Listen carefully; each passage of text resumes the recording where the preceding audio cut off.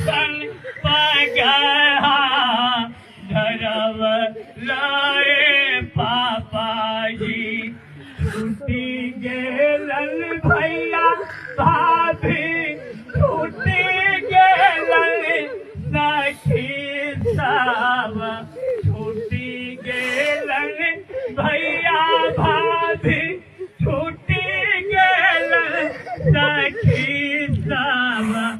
छूटी गेला मम्मी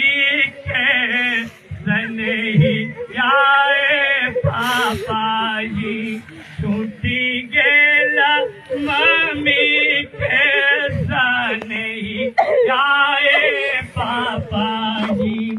करवा चढ़ते हमरा एक मान कराल बाबू से बढ़ के समझ आला पापाजी सोने के कटोरी बामे दूध भात दाना कोरे कोरे करके खिलावा